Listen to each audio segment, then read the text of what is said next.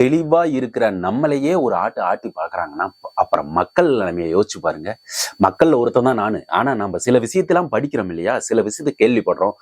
சில கட்சிகளுடன் நம்ம தொடர்பு வச்சு அவங்களோட உண்மை நிலவரத்தை தெரிஞ்சுக்கிறோம். இப்ப தாவேகா கட்சியா இருக்கட்டும், அண்ணன் சீமான் கட்சியா இருக்கட்டும், இல்ல எந்த கட்சிகளாகவும் இருக்கட்டுமே, அந்த கட்சிகளுடன் அங்கங்க இருக்கிற நம்ம நண்பர்களுடன் பேசி உண்மையை எடுத்துக்கிட்டு வரோம். அப்படி எடுத்துக்கிட்டு வந்துமே இந்த மீடியாக்கள், இந்த யூடியூபர்ஸ், ஒரு பக்கம் சாயிற யூடியூபர்ஸ், இவங்க எல்லாமே சொல்ற விஷயத்த நம்ம அப்படியே ஒரு ஆட்டிடுதுன்னா பாத்துங்களேன். ஆமாங்க, இப்போ நம்மளுடைய தளபதி விஜய் வந்து அந்த 37 குடும்பங்களை வந்து மாமல்லபுரத்துல சந்திச்சார்ல, அந்த விஷயத்தை பத்தி தான் பேச போறோம். அதை பத்தி நேத்து நைட்டுல இருந்து வெடிற வரைக்கும் அவ்வளவு விஷயங்க வாட்ஸ்அப் தாங்கல. இந்த பக்கம் சோசியல் மீடியால இன்ஸ்டாகிராம் போனாலும் சரி, ஃபேஸ்புக் போனாலும் சரி, எதை போனாலும் அவங்க சொல்ற விஷயங்கள் இப்படியெல்லாம் கேட்பாங்களா அப்படின்ட்டு. ஆனா ஒரு விஷயத்த நிதர்சனமான ஒரு உண்மையை நான் சொல்லிக்கிறேன். இப்போ ஒரு கெட்டவன் இருக்கிறான்னா, அந்த கெட்டவன் வந்து ஒரு இடத்துல போய் நியாயத்தை எடுத்து வைக்கலாம் அப்படின்னு நினைக்கும் போது அவன் வந்து அப்படியே சொல்லிட்டு இருப்பான். உண்மையா ஒரு நடந்த விஷயத்த அவன் மேல ஒரு பழி சுமத்திட்டாங்க, அவன் போய் விஷயத்தை எடுத்து சொல்றான். எடுத்து சொல்லும் போது அவன் வந்து அப்படியே அவனை அறியாமையே அந்த நியாயத்தின் பக்கத்துல அப்படியே போகும்.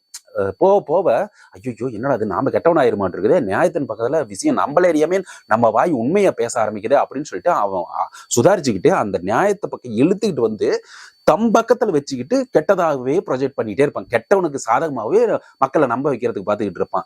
ஆனா இந்த அண்டம், இந்த உலகமே படைச்சது, இந்த இயற்கை வந்து எப்பவுமே நியாயத்தின் பக்கத்துல இருக்கணும் அப்படிங்கறத இந்த உலகமே சொல்றது. கடந்த கால ஹிஸ்டரி, அது எந்த மதமா இருந்தாலும் சரி, அது சொல்ற விஷயம் உண்மையா இரு, நேர்மையா இரு, நியாயமா இருந்துக்கோ அப்படிங்கிறது மட்டும்தான். அந்த நியாயத்தின் பக்கத்துல இருக்கிறதுக்கு இயற்கை சப்போர்ட் பண்ணிக்கிட்டே இருக்கும். நீ கெட்டவனா இருந்தாலும் நீங்க வந்து உன் விஷயத்தை பேசினாலும் நியாயத்தின் பக்கம் தள்ளிட்டே போகும். ஆனா நீ பிடிச்சி இழுத்து உனக்கு சாதகமா பயன்படுத்தி இப்படிதான் நடந்துகிட்டு இருக்குது.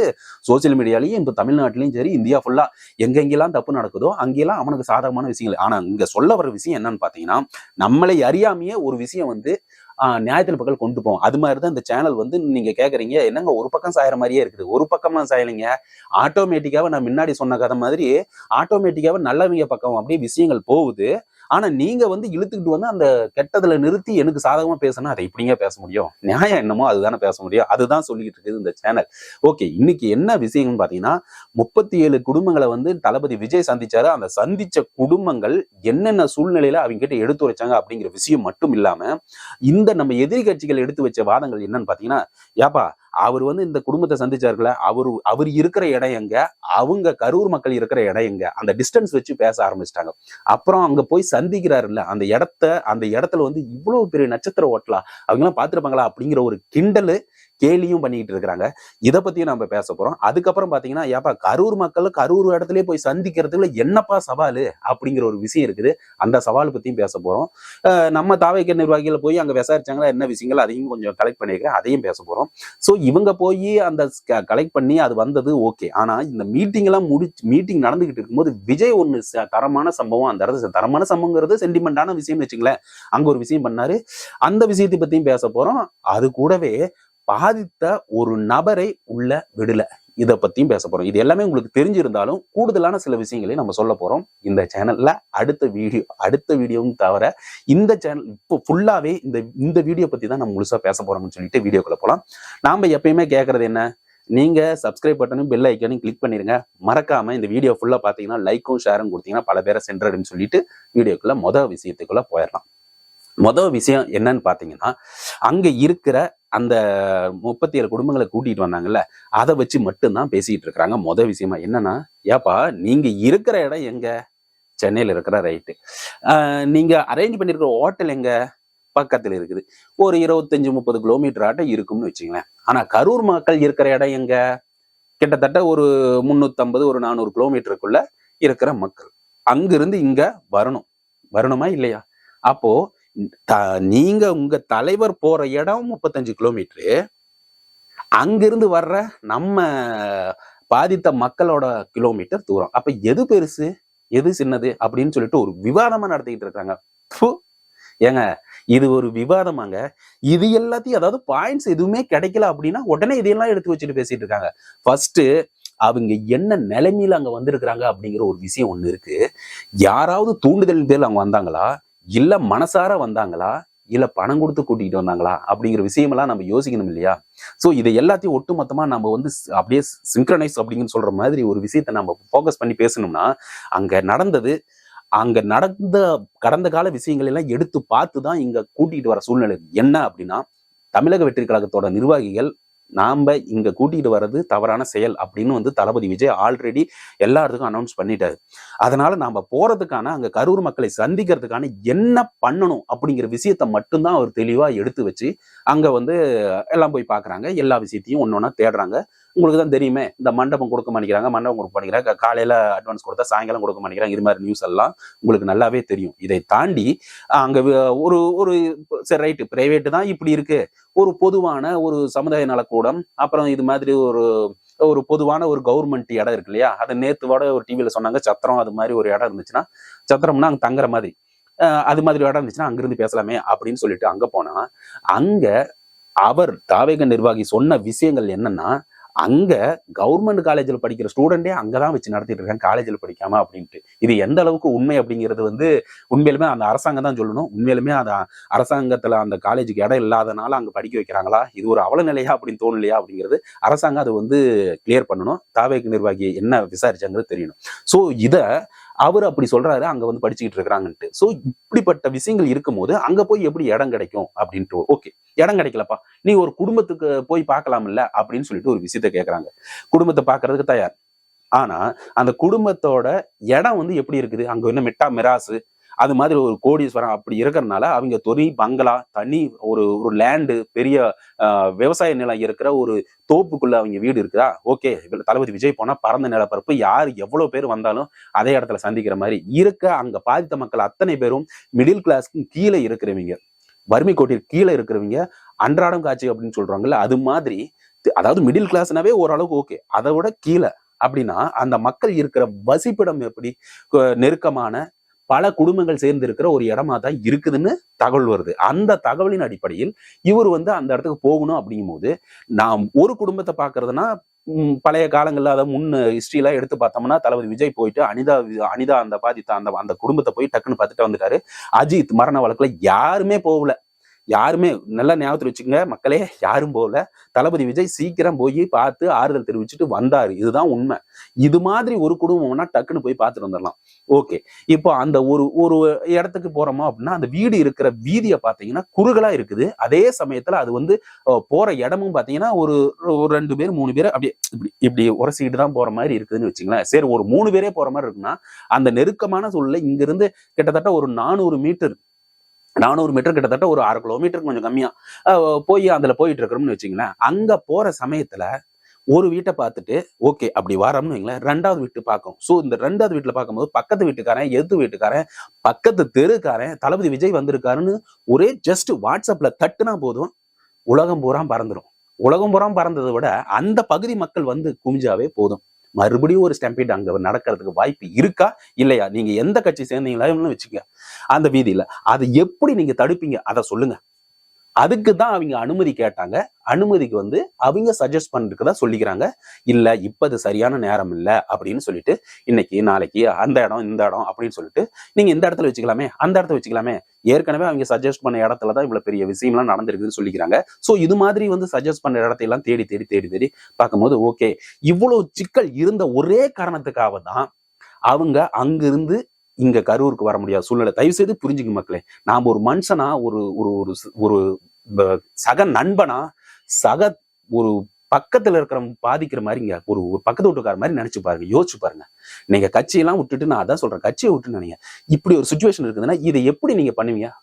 ஓகே, பக்கத்து மாவட்டம் அப்படின்னா பக்கத்து மாவட்டம் தான், அங்கிருந்து பஸ் ஏறி கூட்டிட்டு வர்றதுக்கு சென்னைக்கே கூட்டிட்டு வரணும்னா சொகுசா இருந்துட்டு போலாமே. சொகுசு மீன்ஸ் பாதுகாப்பா வந்துட்டு பாதுகாப்பா போலாமே. ஏன்னா அண்டை மாவட்டத்துக்கு போறது இதுக்கு போறது இதெல்லாம் ஒரு பிரச்சனை இல்லை. அவரு ஒரு பாதுகாப்பாக அந்த மக்கள், ஏற்கனவே பாதித்த மக்கள் மறுபடியும் மென்மேலும் பாதிக்க கூடாது அப்படிங்கிற ஒற்றை நோக்கம் மட்டும்தான், மத்தது எதுவுமே அவருக்கு கிடையாது.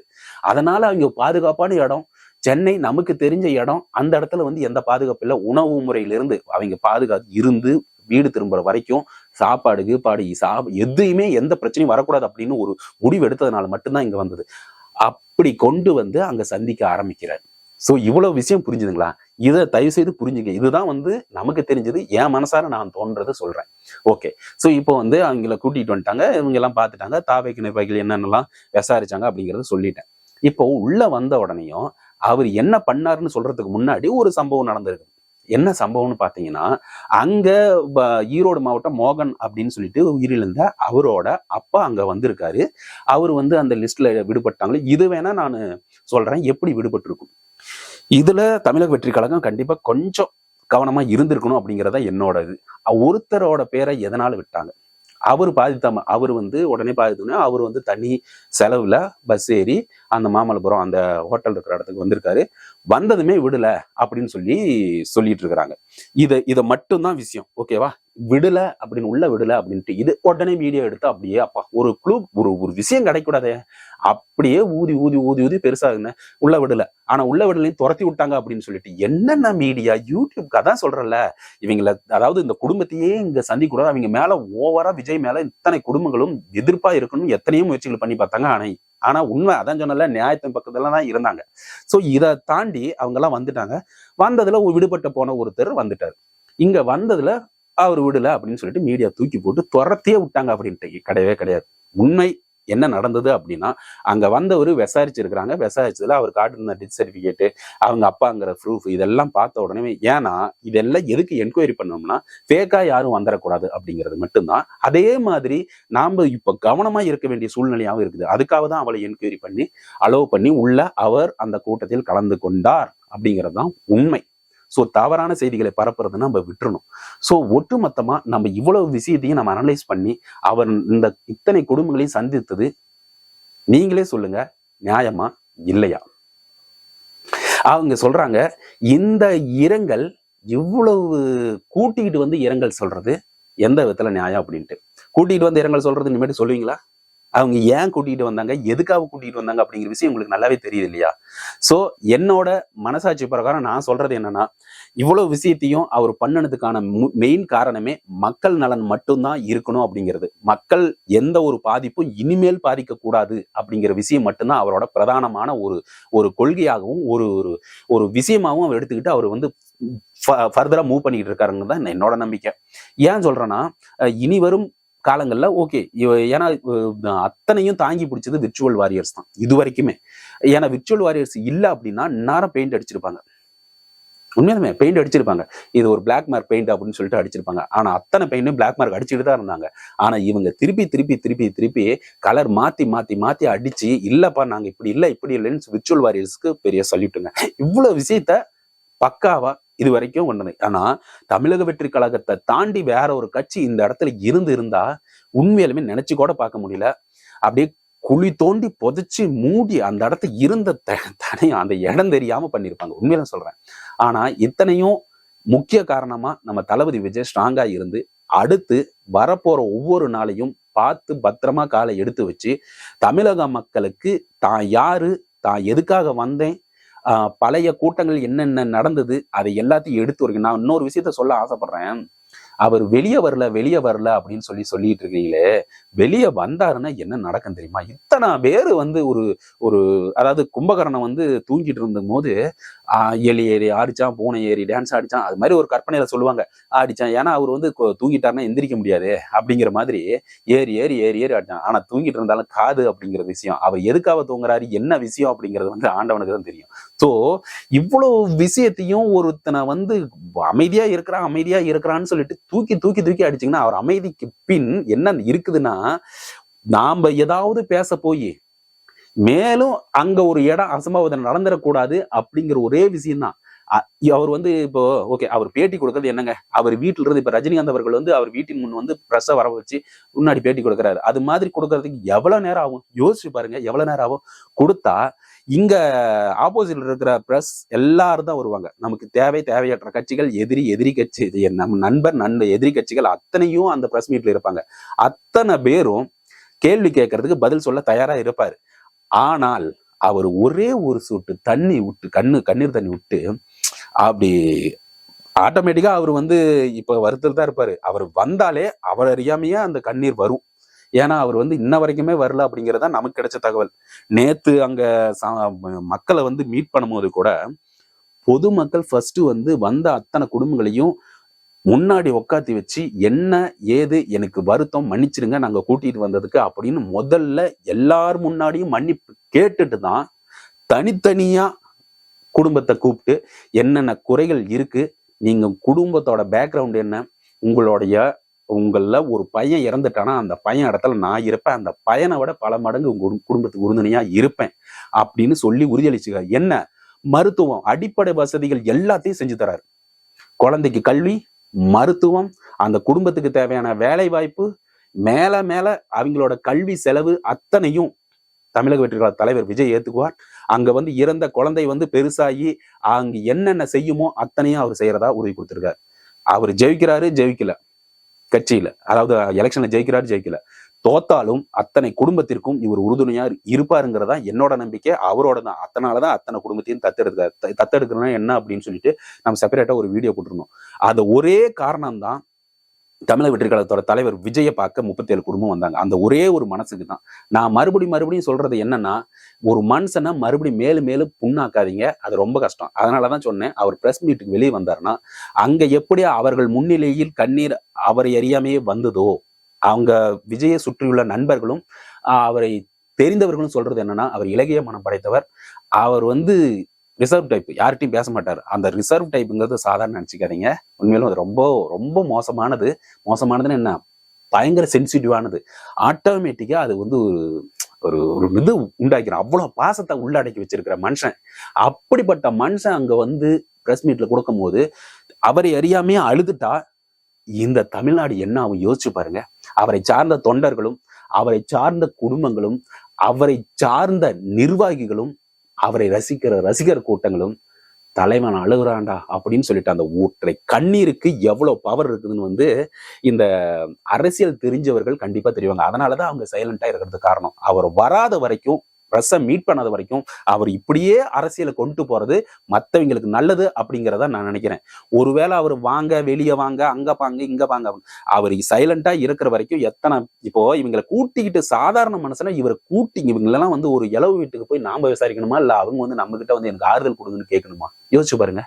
அப்படி அவருக்கு கொஞ்சம் சென்ஸ், அவருக்கு குழந்தையாங்க, அவருக்கு தெரியுங்க இப்படி கூட்டிட்டு வந்தா என்னதான் நடக்கும்னு தெரியும்.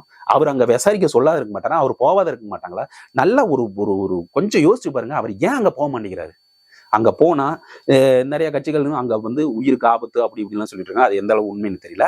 ஆனா அதையும் ஒரு கன்சிடர் பண்ணணும். அதை தாண்டி தான் வர்றதுனால மேலும் அந்த இடத்த மக்களுக்கு பாதிப்பு மறுபடியும் ஒரு கரூர் சம்பவம் நடந்துட்டா இன்னும் மேலும் இந்த கட்சியை வளர்த்து மேலையும் கொண்டு வர முடியாது. கட்சியை அப்படியே அடிச்சு தூக்கி கீழே போட்டு புதைச்சிட வேண்டியதுதான். அதை தாண்டி மக்கள் நலனை விரும்பி ஒரே தலைவர் தளபதி விஜய் தான்.